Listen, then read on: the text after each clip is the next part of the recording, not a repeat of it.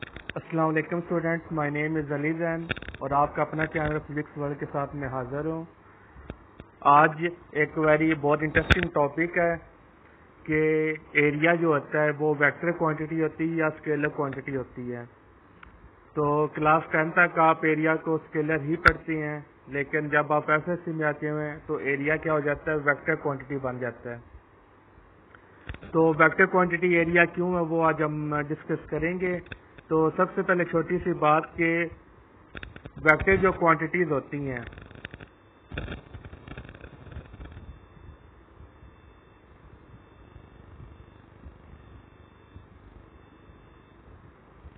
तो इनके लिए दो चीजें होती हैं वेक्टर के लिए। एक होती है डायरेक्शन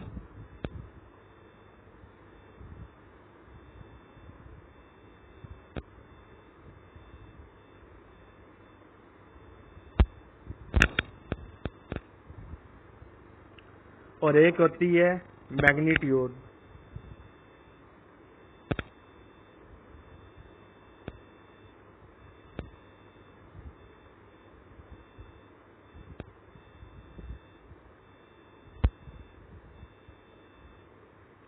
अब जो वेक्टर क्वांटिटी होती है वो दो चीजों पे कंसिस्ट करती है, डायरेक्शन पर और मैग्नीट्यूड पे। तो अगर डायरेक्शन चेंज हो जाती है तो वेक्टर क्वांटिटी क्या हो जाती है, चेंज हो जाती है। अगर मैग्नीट्यूड चेंज हो जाए तो वेक्टर क्वांटिटी क्या हो जाती है, चेंज हो जाती है। तो इसका मतलब है जो वेक्टर के लिए डायरेक्शन और मैग्नीट्यूड में से किसी एक को चेंज कर दे तो जो वेक्टर क्वांटिटी है वो ऑटोमेटिकली चेंज हो जाएगी। तो इस बात को आपने ध्यान रखना है। तो अब हम आते हैं कि एरिया जो है वो वेक्टर क्वांटिटी क्यों है। एक सिंपल सी एग्जांपल देता हूँ, कोई लंबी चौड़ी मुश्किल चीज आपको नहीं समझानी, बस एक छोटी सी वो चीज समझानी जिससे आपको आइडिया हो जाएगा कि फिजिक्स में हम एरिया को वेक्टर क्वांटिटी क्यों लेते हैं। अब देखिए, ये इलेक्ट्रिक लाइंस ऑफ फोर्सेस हैं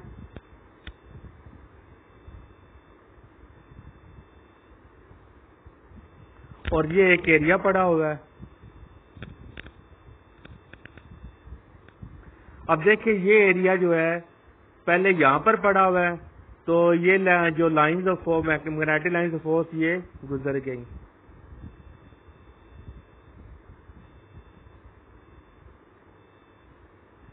तो इसमें 4 मैग्नेटिक लाइंस ऑफ फोर्स गुजरी है, तो इसका फ्लक्स कितना होगा, 4 होगा।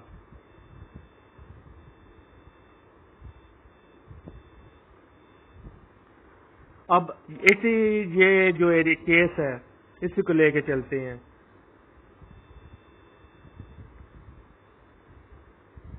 तो वही magnetic lines of force, 4 magnetic lines of force है। पहले एरिया सीधा पड़ा हुआ था तो उसमें से सारी मैग्नेटिक लाइंस ऑफ फोर्स क्या करी, गुजर गई। अब जो एरिया को हम क्या कर देते हैं, चेंज कर देते हैं, उसकी डायरेक्शन को चेंज कर देते हैं। अब उसको थोड़ा सा टिल्ट कर देते हैं।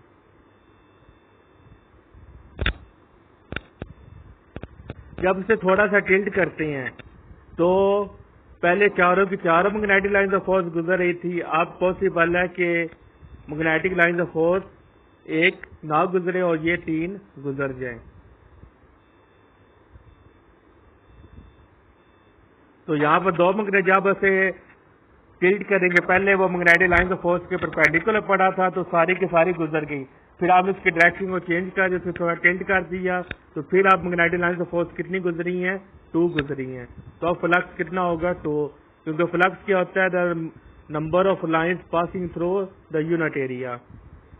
अब तीसरी एग्जाम्पल पे आ जाए।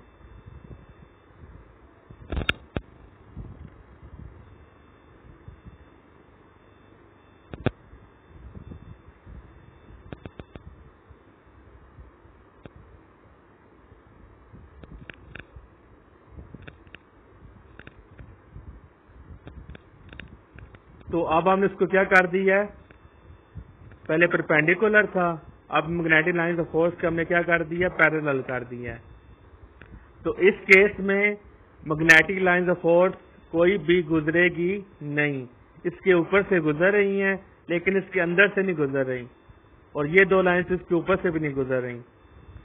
तो मैग्नेटिक लाइन्स ऑफ फोर्स की इलेक्ट्रिक लाइन्स ऑफ फोर्स की डेफिनेशन होती है या फ्लक्स की डेफिनेशन होती है the number of lines passing through the unit area, कि वो एरिया के अंदर से पास करे। लेकिन जब surface electric lines of force के क्या हो जाती है, पैरेलल हो जाती है, तब क्या होता है कि इसके ऊपर से तो मैग्नेटिक लाइन्स ऑफ फोर्स गुजर रही है, जैसे ये वाली गुजर रही है और ये वाली गुजर रही है, लेकिन इसके अंदर से नहीं गुजर रही।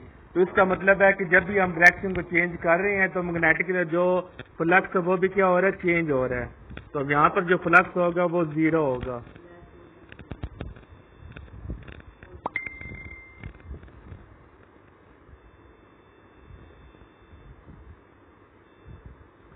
तो हमने देख लिया कि जब भी हमने डायरेक्शन को चेंज किया तो जो फ्लक्स है वो भी कंटिन्यूअसली चेंज हो रहा है। तो इट मीन्स हम एरिया को अगर हम स्केलर क्वांटिटी लें, जैसे इलेक्ट्रिक फ्लक्स का फार्मूला क्या होता है,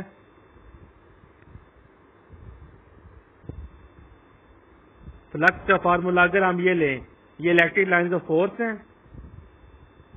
तो अगर हम एरिया को क्या ले लें, स्केलर क्वांटिटी ले लें। जब स्केलर क्वांटिटी लेंगे तो फिर हम इसके ऊपर एरो नहीं लगाएंगे। तो जब अगर हम एरिया को स्केलर क्वांटिटी लेते हैं तो इसका मतलब है जो फ्लक्स है वो जो मर्जी हम डायरेक्शन चेंज कर दे उस पर फ्लक्स पे कोई फर्क नहीं पड़ना चाहिए। लेकिन हमने देखा कि जब वो इलेक्ट्रिक लाइन ऑफ फोर्स के परपेंडिकुलर था तब फ्लक्स कुछ और था, जब हमने इसको थोड़ा टिल्ट कर दिया तब फ्लक्स कुछ और था, जब हमने इसको इलेक्ट्रिक लाइन ऑफ फोर्स के पैरेलल कर दिया तब उसका फ्लक्स 0 हो गया। तो डायरेक्शन यहाँ पर बहुत ज्यादा मैटर कर रही है, यानी डायरेक्शन के चेंज करने से फ्लक्स कंटिन्यूअसली चेंज हो रहा है। इसलिए हम क्या करते हैं, एरिया को वेक्टर क्वांटिटी बनाना हमारी मजबूरी है, क्योंकि यहाँ पर एरिया डायरेक्शन पर भी डिपेंड कर रहा है और मैग्नीट्यूड पर भी डिपेंड कर रहा है। तो इस वजह से एरिया जो है वो एक वेक्टर क्वांटिटी या स्केलर क्वांटिटी नहीं है। अब दूसरी बात आज है, जब भी कोई वेक्टर क्वांटिटी होती है तो उसकी कोई ना कोई डायरेक्शन होती है, जैसे फोर्स की डायरेक्शन, वेलोसिटी की डायरेक्शन। तो एरिया को हमने वेक्टर क्वांटिटी कंसीडर किया तो इसकी कौन सी डायरेक्शन होगी, इसकी डायरेक्शन हम क्या लेते हैं, नॉर्मल टू एरिया।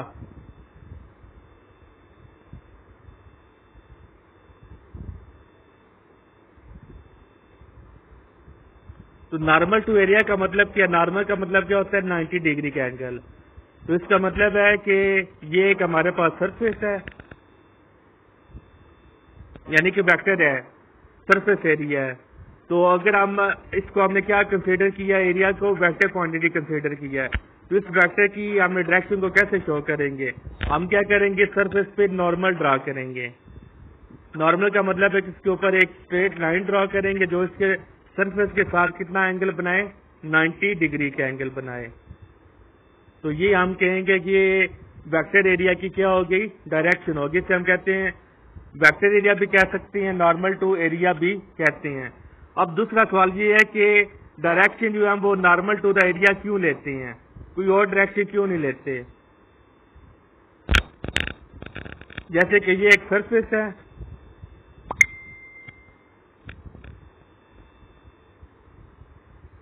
तो हम ये वाली भी ले सकते हैं डायरेक्शन, ये हम क्यों नहीं लेते, एक ये है। तो हम इसकी डायरेक्शन जो है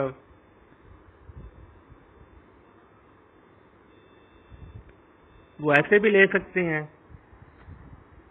तो ये बात आपने याद रखनी है कि फिजिक्स में जब भी आपने डायरेक्शन को स्टैंडर्डाइज करना है तो आपने क्या करना है, वो 90 डिग्री नॉर्मल डायरेक्शन ही आपने लेनी है।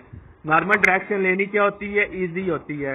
अगर आप इसके अलावा कोई और डायरेक्शन ले, जैसे कि ये वाली ले लें या फिर ये वाली, तो इन दोनों डायरेक्शन को लेने से जो स्टैंडर्डाइज हमारी जो आंसर होते हैं वो हमें नहीं मिलेंगे। उसमें आंसर में क्या आ जाएगा, वो मिस्टेक्स निकल आएंगी। तो जब आंसर में मिस्टेक्स निकलेंगी इट मीन्स ये हमारी डायरेक्शन स्टैंडर्ड नहीं हो सकती।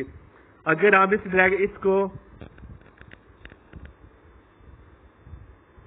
अगर हम इसको डायरेक्शन को स्टैंडर्ड माने तो ये जो वैसे ही टेढ़ी फॉर्म में है, तो टेढ़ी फॉर्म में एंगल को कैलकुलेट क्या करना हो जाता है, मुश्किल हो जाता है, इसलिए हम इसको नहीं ले सकते। और ये वाली अगर हम ले तो ये एंगल कहाँ से स्टार्ट होता है, 0 से।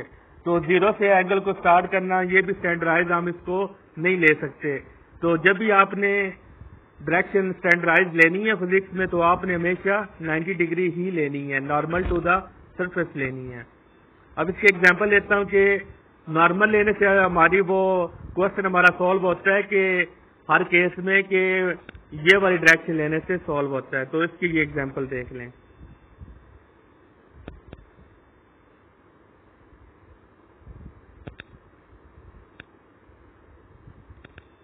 ये हमारी सरफेस है जो है पैरेलल पड़ी हुई।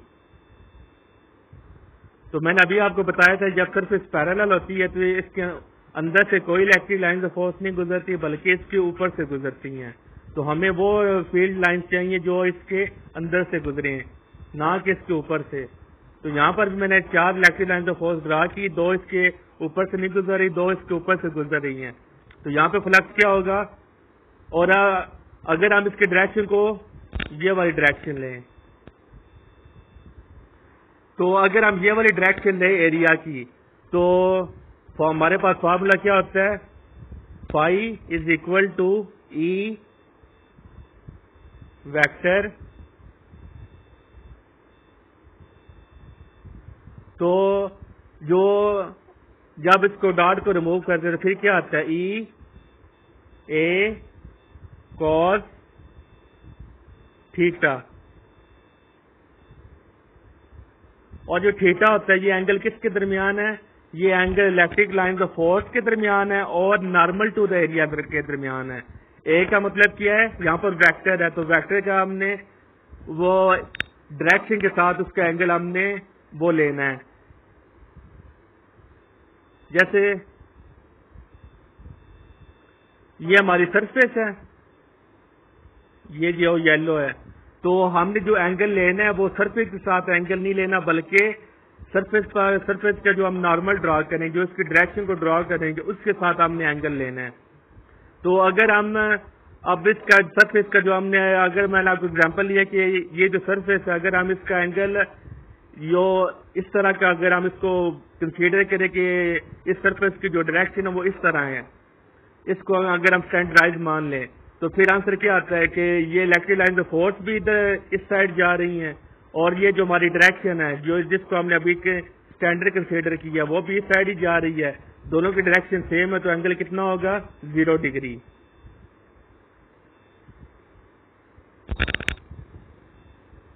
तो जब यहां पर वैल्यूज पुट करेंगे ई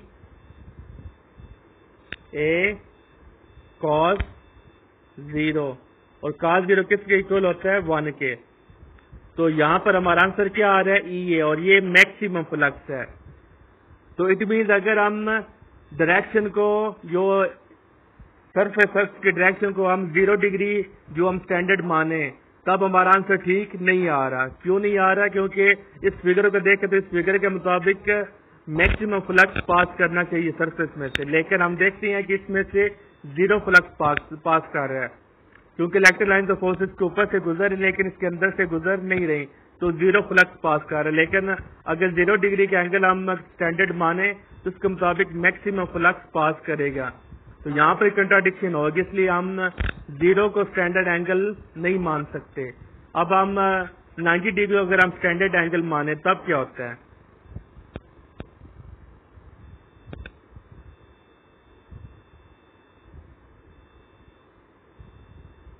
ये एक हमारी सरफेस है जो इसके क्या है, परपेंडिकुलर पड़ी हुई है।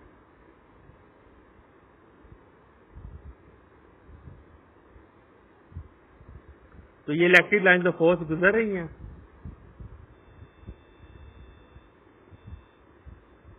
और अब ये इलेक्ट्रिक लाइन ऑफ फोर्स इसके अंदर से पास कर रही हैं।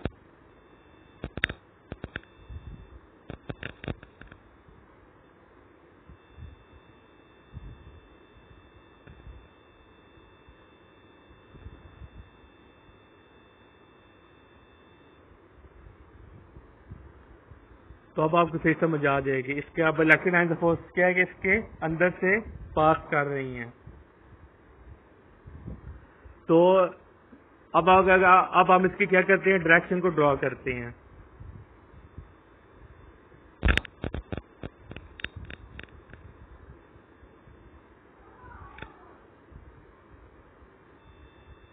और डायरेक्शन क्या होती है? Normal to the surface.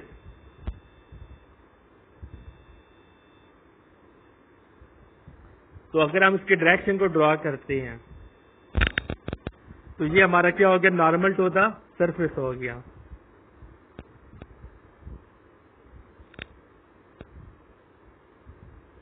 अब यहां पर देखें, नॉर्मल टू द सरफेस वो भी इस डायरेक्शन में जा रहा है और जो इलेक्ट्रिक लाइन ऑफ फोर्स है वो भी इस डायरेक्शन में जा रही है। तो यहाँ पर एंगल कितना बना? 0 डिग्री। तो जब 0 पुट करेंगे तो यहाँ पर हमें क्या मिलेगा? मैक्सिमम फ्लक्स मिलेगा। और इस फिगर भी यही बता रही है कि यहाँ पर मैक्सिमम फ्लक्स पास कर रहा है, क्योंकि सारी की सारी इलेक्ट्रिक लाइन ऑफ फोर्स इसके अंदर से पास कर रही हैं। तो अब आप ये क्वेश्चन करेंगे, जी मैंने जो नॉर्मल है वो यहाँ पे क्यों ड्रॉ किया है, यहाँ पे क्यों ड्रॉ किया, यहाँ पे क्यों मैंने ड्रॉ नहीं किया, यहाँ पे मैंने ड्रॉ क्यों नहीं किया? तो इसका आंसर ये है कि हमने जो नॉर्मल ड्रॉ करना है वो सरफेस के नॉर्मल की ड्रॉ करना है कि सरफेस के साथ वो कितना एंगल बनाए? 90 डिग्री का एंगल बनाए। तो ये जो सरफेस है वो इस तरह पड़ी हुई है यहाँ पर,